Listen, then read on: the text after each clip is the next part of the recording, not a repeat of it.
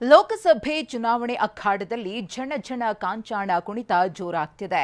ಮತದಾರರನ್ನ ಸೆಳೆಯಲು ಹಣ ಆಮಿಷದ ಹೊಳೆ ಹರಿಸೋಕೆ ಶುರು ಮಾಡಿಕೊಂಡಿದ್ದಾರೆ. ಗಲ್ಲಿ ಗಲ್ಲಿಯಲ್ಲೂ ಚೆಕ್ ಪೋಸ್ಟ್ ನಿರ್ಮಿಸಿರೋ ಚುನಾವಣಾ ಆಯೋಗ ಅಕ್ರಮ ತಡೆಯಲು ಭರ್ಜರಿ ಬೇಟೆಯಾಡ್ತಿದೆ.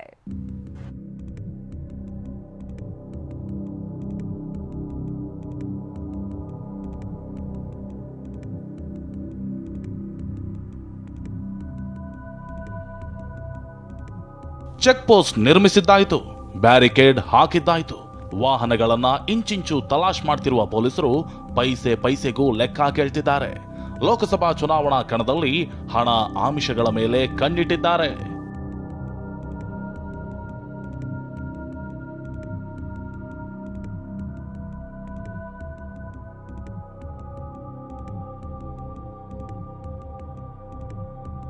ಲೋಕ ಸಮರದಲ್ಲಿ ಹಣ ಆಮಿಷಗಳ ಸದ್ದು. ತುಮಕೂರಿನಲ್ಲಿ 8 ಲಕ್ಷ ರೂಪಾಯಿ ವಶಕ್ಕೆ. ಲೋಕಸಭೆ ಚುನಾವಣೆ ಘೋಷಣೆಯಾಗಿದೆ. ಏಪ್ರಿಲ್ 19ರಿಂದ 7 ಹಂತಗಳಲ್ಲಿ ಮತದಾನ ನಡೆಯಲಿದೆ. ಎಲೆಕ್ಷನ್ ಘೋಷಣೆಯಾಗ್ತಿದ್ದಂತೆ ನೀತಿ ಸಂಹಿತೆ ಜಾರಿಯಾಗಿದೆ. ಪೊಲೀಸರು ದಾರಿಯಲ್ಲೂ ಹದ್ದಿನ ಕಣ್ಣಿಟ್ಟಿದ್ದಾರೆ. ತುಮಕೂರು ನಗರದ ಬಟವಾಡಿ ಚೆಕ್ ಪೋಸ್ಟ್ನಲ್ಲಿ ದಾಖಲೆ ಇಲ್ಲದೆ ವ್ಯಾನಿಟಿ ಬ್ಯಾಗ್ನಲ್ಲಿ ಸಾಗಿಸುತ್ತಿದ್ದ 8 ಲಕ್ಷ ರೂಪಾಯಿ ವಶಕ್ಕೆ ಪಡೆಯಲಾಗಿದೆ.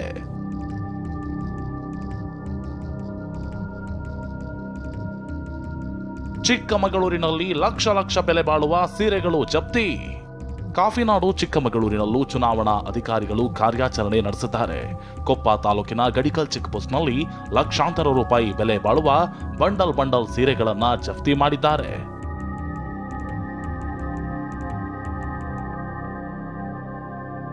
ಇನ್ನೊಂದೆಡೆ ಚಿಕ್ಕಮಗಳೂರಿನ ಲಕ್ಕವಳ್ಳಿ ಚೆಕ್ ಪೋಸ್ಟ್ನಲ್ಲಿ 95,000 ರೂಪಾಯಿ ವಶಕ್ಕೆ ಪಡೆದಿದ್ರೆ, ಬಾಗಲಕೋಟೆಯ ತೇರದಾಳ ಚೆಕ್ ಪೋಸ್ಟ್ನಲ್ಲಿ 1.72 ಲಕ್ಷ ರೂಪಾಯಿಯನ್ನ ಸೀಸ್ ಮಾಡಲಾಗಿದೆ.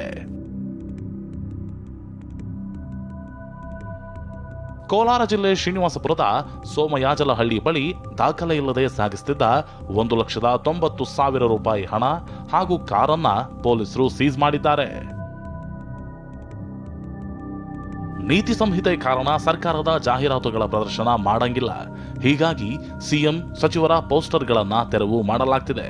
ರಾಮನಗರದಲ್ಲಿ ಕೃಷಿ ಸಂಜೀವಿನಿ ವಾಹನಗಳ ಮೇಲಿದ್ದ ಸಚಿವ ಚಲುವರಾಯಸ್ವಾಮಿ ಅವರ ಪೋಸ್ಟರ್ಗಳನ್ನ ತೆರವು ಮಾಡಲಾಯಿತು.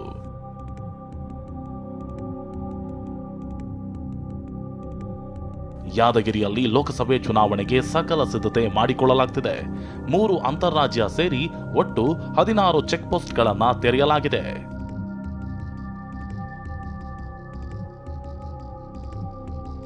Bureau report, TV9.